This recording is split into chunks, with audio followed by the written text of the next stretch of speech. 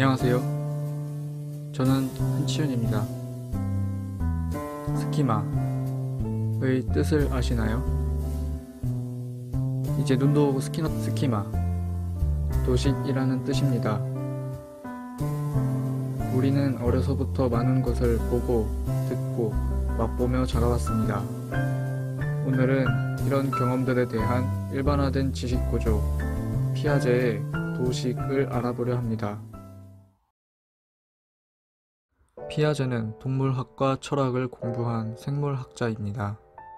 이러한 피아제는 인지 발달의 기본 원칙들은 생물학적 원칙들과 유사하다고 보았습니다. 사람을 동물로 본 건가?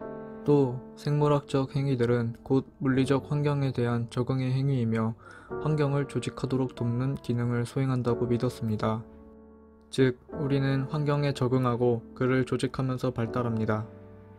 여기서 핵심적인 개념들로 도식, 동화, 조절, 평형화가 있습니다. 이러한 개념들로 피아제의 인지 발달에 대해서 알아보겠습니다. 도식은 어떤 상황들을 공통된 속성에 따라서 인식하거나 분류할 경우 이러한 상황을 조직하는 지적인 구조입니다. 사고 및 지식의 구성 요소라고 할 수 있습니다. 우리는 환경에 접촉하면서 쌓아온 지식을 분류합니다. 일관된 방식으로 이루어지는 반복적인 심리적 상황으로 볼 수 있습니다. 쉽게 설명해 보겠습니다. 예를 들어 닭, 돼지, 소 등은 동물로, 양배추, 상추, 오이 등은 채소로 분류할 겁니다. 이 개념들의 성격, 특성을 추론하고 이해할 수 있다는 것입니다. 조금 더 주관적인 분류도 할 수 있습니다.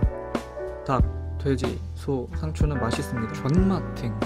양배추는 모르겠는데 오이는 맛이 없습니다. 오이 왜 먹어? 이러한 개인 취향 같은 경우에는 영원히 지속되는 것이 아니라 변화할 가능성을 가지고 있습니다. 이러한 경우처럼 지식 구조는 구성, 재구성될 수 있습니다. 구성과 재구성은 적응을 통해서 이루어집니다. 즉, 적응은 환경과의 직접적인 상호작용을 통해 도식이 구성, 변화하는 과정입니다. 적응의 메커니즘으로 동화와 조절이 있습니다. 동화는 새로운 인지적 혹은 개념적 대상을 이미 존재하는 도식 혹은 행위의 패턴 속으로 통합시키는 인지적 과정입니다. 아동들은 새로운 사건이나 자극을 그 당시에 자신이 가지고 있는 도식 속으로 통합시키려는 경향이 있습니다. 예를 들어 보겠습니다.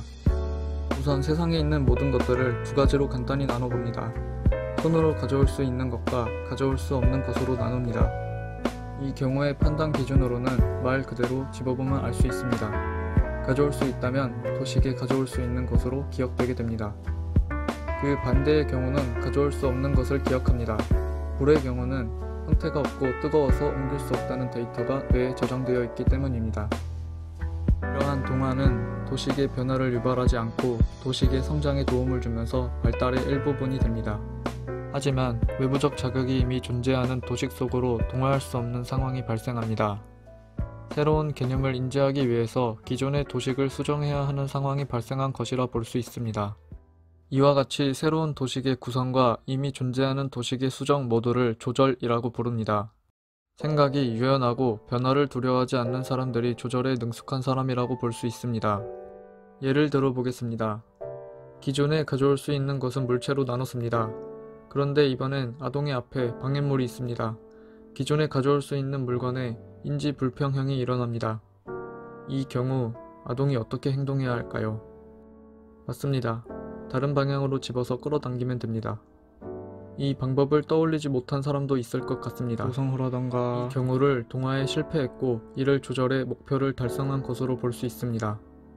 피아제는 이러한 동화와 조절의 균형 상태를 평형이라고 불렀습니다. 즉, 비평형은 아동에게 평형을 추구하도록 동기화합니다. 평형화는 현재의 도식과 새로운 경험 간의 균형을 회복하려는 경향성이라고 할 수 있습니다. 이 영상에서 도식, 스키마에 대해서 알아보았습니다. 스키마를 정리하며 인지적인 성장과 발달이 곧 자기 조절적 과정임을 알 수 있었습니다. 마지막으로 정리 화면을 보며 마치도록 하겠습니다.